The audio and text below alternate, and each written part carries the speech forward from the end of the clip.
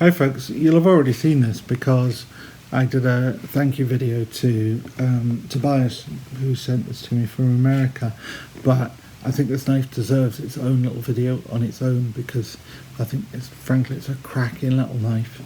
As you can see, it's a Rough Ryder and comes in a Rough Ryder box, and therefore there will be a lot of people in the knife community who have already just dismissed this as me talking nonsense about stuff I clearly don't know anything about.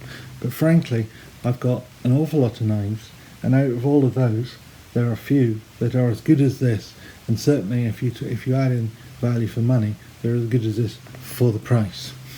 This is the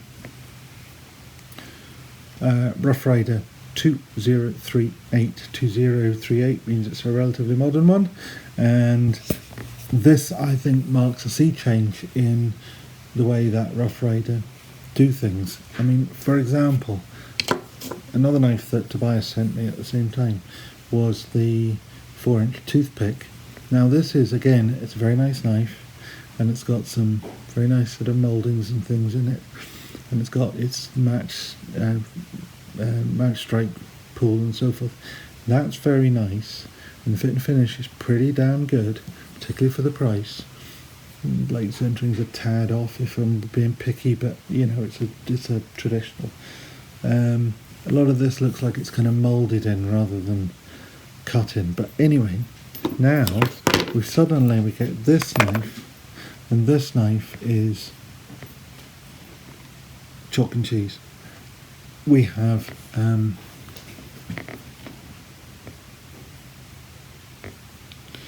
pinstripe bolsters that look as good as any on any sort of case knife or anything of that ilk. Is it GC? Nah, maybe not, but actually in some ways, in a blind taste test as it were, you could argue that it actually is of that sort of quality. You've got this lovely swedge on the blade on both sides, cut swedge, really nice. And dog hair as well, which I managed to just blow away, I think, there.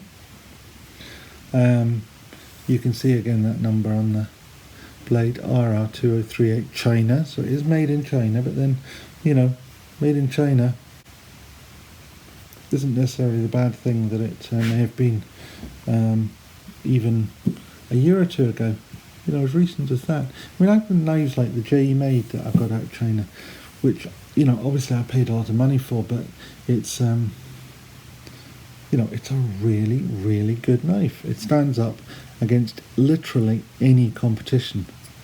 Now, again, we've got Rough Ryder. Let's try and do this without cutting myself, because also it's very sharp. Rough Ryder on the blade there with the Y, really nicely stamped, very clean and clear. Not laser engraved, but stamped. On the back, I think, is laser etched. What we don't have, there's nothing on there saying 440A steel, 440 razor sharp, or anything like that. Now, I assume it is still just 440 steel. I've not seen anything to the contrary.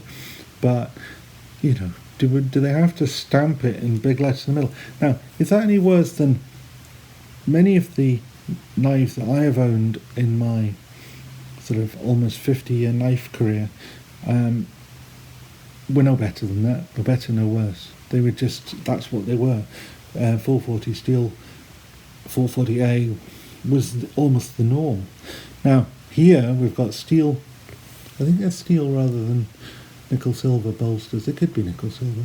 With a steel back spring, obviously, brass liners, absolutely perfect fit and finish. I mean, it's not even, you know, not bad for a knife of its price. They're almost perfect. There's a little bit of gapping on that tail end there.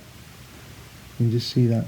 But honestly, you know, it's, as I say, maybe it's struggling to be compared with the GEC, and I think that would be unlikely. But it's certainly, you know, I've seen case knives that are an awful lot worse than that at 3-4 times the price. The finishing of the back spring, the other end, nice and clean, straightforward. So, and then we have black micarta polished handles. Now, you know, micarta was pretty much a premium material until not so very long ago. It's coming a bit more, you know, down market as it were, but it's lovely. The fit and finish is pretty good. Yeah, there's a wee slight gap there maybe. Don't know what the other side's like. Let's have a look.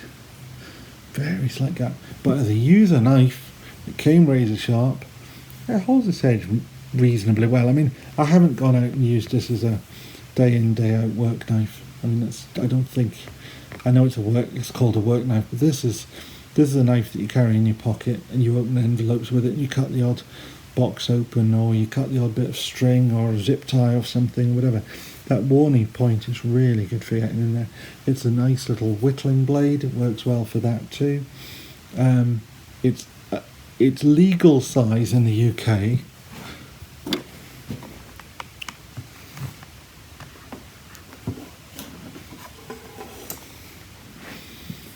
But I wouldn't, you know, it's if you put it on there, that blade is just, oops, try and get that on camera and you can actually see what I'm doing. That blade is just north of the 3 inches, but take the cutting edge off it and it's absolutely straight, so there's no ambiguity about whether that's cutting edge, you know, how you measure along the curve or anything like that. Take the cutting edge, you're 2 3/4.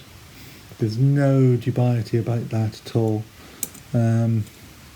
So, you know, if you were really, really paranoid, you could cut that you shorten that tip very slightly if you really wanted to. But honestly, it's cutting edge in the legislation, so that's absolutely fine any day of the week.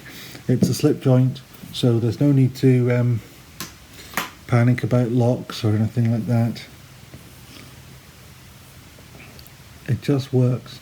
So I think that is an excellent knife. Now I say this was a present from Tobias, because I would love to say to you all, you should rush out and buy one if you can find one, but finding one might be the tricky bit.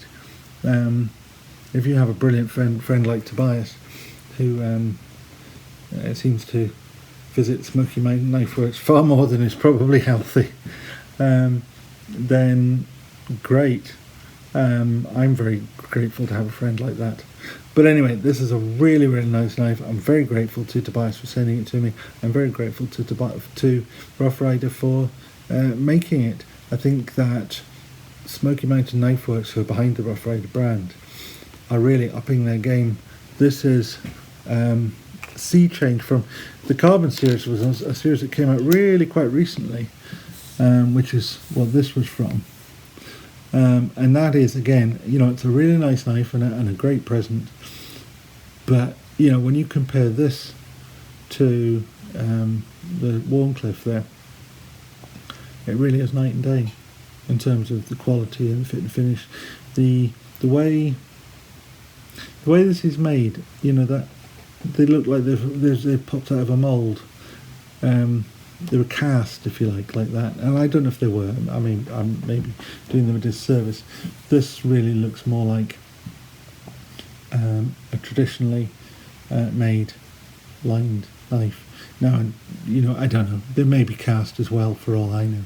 But if they are, then their casting process is improved. So anyway, very pleased with this, and I just wanted to give it a video of its own. I thought it deserved a little bit of spotlight all by itself, and if it might even focus, so you never know. Anyway, thank you very much for watching. If you liked it, please feel free to tick the thumbs up box and subscribe, ring the bell, and the 500 giveaway will be coming up very soon. But it will be after Christmas, I think, because it's safer to avoid the Christmas rush with the post and so forth. Anyway, thank you very much. Bye.